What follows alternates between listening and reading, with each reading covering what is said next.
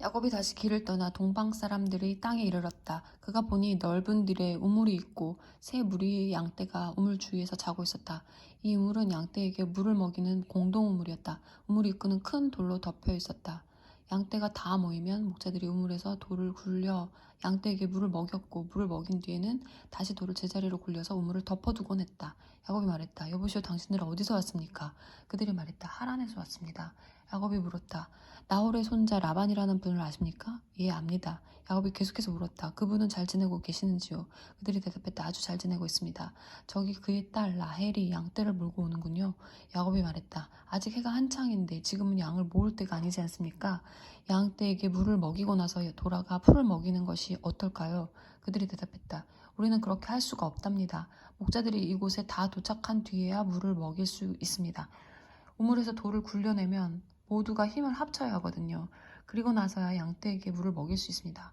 야곱이 그들과 대화하고 있을 때 라헬이 아버지의 양떼를 몰고 왔다. 그녀는 양을 치고 있었다.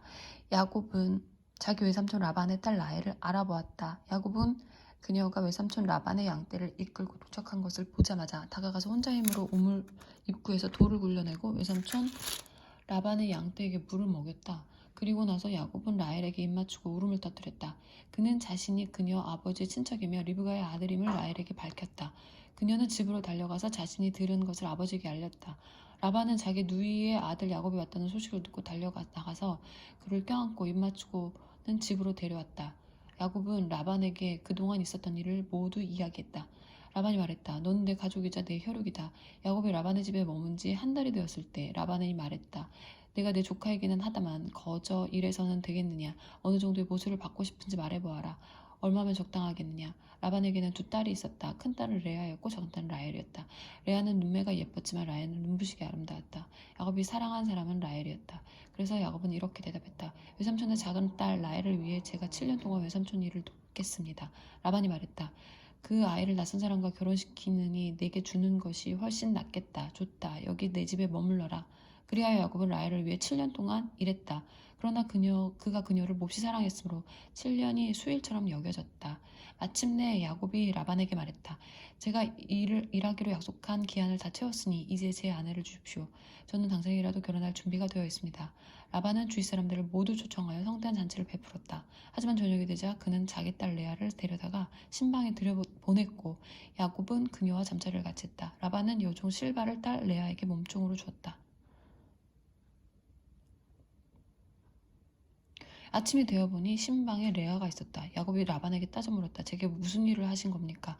제가 라헬을 얻겠다고 이 모든 기간을 일한 것이 아닙니까? 이삼촌은 어째서 저를 속이셨습니까? 라반이 말했다. 우리 지역에서는 그런 식으로 하지 않는다네. 작은 딸을 큰 딸보다 먼저 결혼시키는 법이 없지. 신혼 첫 주를 즐기게. 그러면 다른 딸도 자네에게 주겠네. 그러나 그 값으로 7년을 더 일해야 할 것이네. 야곱은 그렇게 하기로 했다. 신혼 첫 주를 지내자 라반은 자기 딸 라헬을 야곱에게 주어 그의 아내가 되게 했다. 라반은 여종 비라를 딸 라헬에게 몸종으로 주었다. 야곱은 라헬과 잠자리를 같이 했다.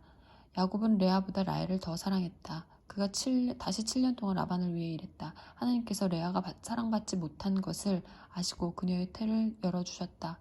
그러나 라헬은 아이를 갖지 못했다. 레아가 임신하여 아들을 낳았다. 그녀는 아이의 이름을 루벤, 보라, 사내 아이다. 이라 하고 이것은 하나님께서 나의 불행을 보셨다는 증거다. 이제 내 남편이 나를 사랑해 줄 것이라는 증거나 다름없어 하고 말했다. 레아가 또 임신하여 아들을 낳았다. 그녀는 하나님께서 내가 사랑받지 못한다는 것을 들으시고 내게 이 아들도 주셨다 말하고 아이의 이름을 시므온, 하나님께서 들으셨다 이라고 했다. 그녀가 다시 임신하여 아들을 낳았다. 그녀는 내가 아들 셋을 낳았으니 이제는 남편의 마음이 나와 통할 거야 하면서 아이의 이름을 레위, 통하다 라고 했다. 그녀가 마지막으로 임신하여 네 번째 아들을 낳았다. 그녀는 이제 내가 하나님을 하리라 말하고 아이의 이름을 유다, 하나님을 찬양하다 라고 했다.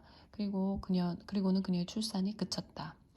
라헬은 자신이 야곱의 아이를 낳지 못함을 깨닫고 언니를 시샘했다. 그녀가 야곱에게 말했다. 나도 아이를 갖게 해주세요. 그러지 않으면 죽어버리겠어요. 야곱이 라헬에게 화를 내며 말했다. 내가 하나님이라도 된다는 말이오? 내가 당신이 아이를 갖지 못하게 하기라도 했다는 말이오? 라헬이 말했다. 내 몸종 비라가 있으니 그녀와 잠자리를 같이 하세요. 그녀가 나를 대신해 아이를 낳으면 내가 그녀를 통해 아이를 얻어 집안을 이어나갈 수 있을 거예요.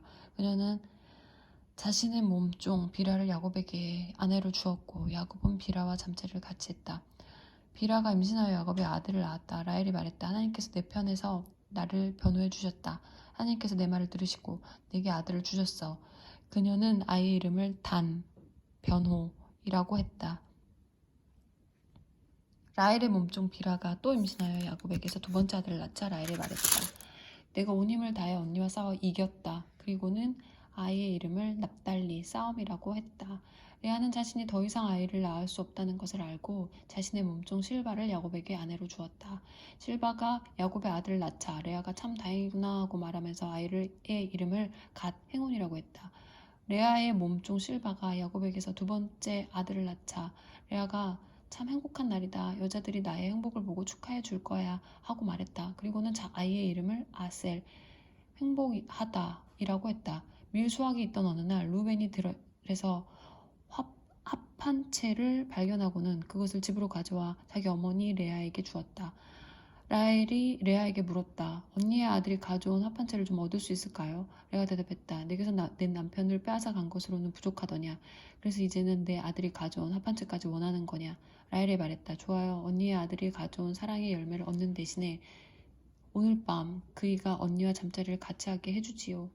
그날 저녁에 야곱이 들에서 오자 레아가 그를 맞이하며 말했다. 오늘 밤에는 나와 잠자리를 같이 해요. 내 아들이 구해온 합한 채를 주고 당신과 하룻밤을 보내기로 했어요. 그래서 야곱은 그날 밤 레아와 잠자리를 같이 했다. 하나님께서 레아의 말에 귀 기울여 주셔서 레아가 임신하여 야곱에게서 다섯 번째 아들을 낳았다. 그녀가 말했다. 내 몸종을 남편에게 주었더니 하나님께서 내게 갚아주셨다. 그녀는 아이의 이름을 이삭알 교환했다 이라고 했다. 레아가 또 임신하여 야곱에게서 여섯 번째 아들을 낳고는 하나님께서 내게 큰 선물을 주셨다. 내 아들 여섯을 낳았으니 이제는 남편이 나를 존중해 줄 거야 라고 말했다. 그녀는 아이의 이름을 스불론이라고 했다. 그녀는 마지막으로 딸을 낳고 아이의 이름을 디나라고 했다. 그때 하나님께서 라헬을 기억하셨다. 하나님께서 그녀의 말에 귀 기울이시고 그녀의 태를 열어주셨다. 그녀가 임신하여 아들을 낳고는 하나님께서 나의 수치를 없애주셨다. 하고 말했다. 그녀는 하나님께서 내게 아들을 하나 더 주시면 좋으련만 하고 기도하며 아이의 이름을 요셉이라고 했다.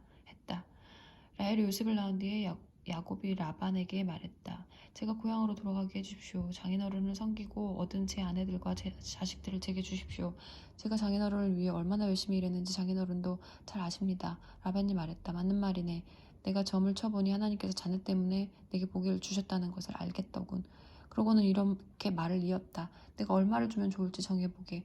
내가 자네에게 주겠네. 야곱이 대답했다. 제가 한 일이 장인어른께 얼마나 가치가 있었는지 제가 장인어른의 가축을 돌보는 동안 가축이 얼마나 불어났는지 장인어른도 잘 아십니다. 제가 여기 왔을 때만 해도 장인어른의 재산이 보잘것없었으나 이제는 크게 불어났습니다. 제가 한 모든 일이 장인어른께는 복이 되었습니다. 이제는 제가 제 가족을 위해 무언가를 해야 하지 않겠습니까? 그래, 내가 자네에게 무엇을 해주면 되겠나? 야곱이 말했다. 아무것도 해주지 않으셔도 됩니다. 다만 이렇게 하면 어떻겠습니까? 제가 목장으로 들어가서 장인어른의 가축대를 돌보겠습니다. 모든 가축대를 사사지 살펴서 얼룩지거나 점이 있는 양과 검은 새끼 양과 점이 있거나 얼룩진 염소들을 골라내십시오. 그것들이 제 품삯이 될 것입니다. 그리하면 장인어른께서 제 품삯을 조사하실 때 저의 정직함을 확인하실 수 있을 겁니다. 장인어른께 얼룩지지 않고 점이 없는 염소나 검지 않은 양을 발견하시면 제가 그것을 훔친 것으로 아셔도 좋습니다. 라반이 말했다. 좋네, 그렇게 하지. 그러나 라반은 그날로 얼룩지고 점이 있는 숫염소와 얼룩지고 점이 있는 암염소와 검은 양과 흰색 기미가 돈 가축까지 모두 가려내어 자기 아들들 손에 맡겨 돌보게 했다. 그런 다음 자신과 야곱 사이에 사흘 거리를 두었다. 그동안 야곱은 라반의 남은 가축들을 돌보았다. 야곱은 미루나무, 감복숭아 나무, 버즘나무의 싱싱한 가지들을 꺾어다가 껍질을 벗겨 흰 줄무늬가 드러나게 했다. 그는 껍질을 벗긴 가지들을 가축대가 물을 먹으러 오는 여물통 앞에 세워두었다. 짝짓기 때가 된 가축들이 물을 마시러 와서 줄무늬가 있는 나뭇가지들 앞에서 짝짓기를 했다. 그렇게 짝짓기를 한 것들은 줄무늬가 있거나 점이 있거나 얼룩진 새끼들을 낳았다. 야곱은 암양들을 라반의 양떼 가운데서 검은 빛이 도는 양들 앞에 두었다. 그는 이런 식으로 양떼를 구분해 자신의 것으로 가려내어 라반의 양떼와 섞이지 않겠다. 튼튼한 가축들이 짝짓기를 할 때면 그 가축들이 볼 수 있도록 열통 앞에 가지들을 세워놓아 그 앞에서 짝짓기를 하겠다. 그러나 약한 가축들 앞에는 가지들을 세워두지 않았다.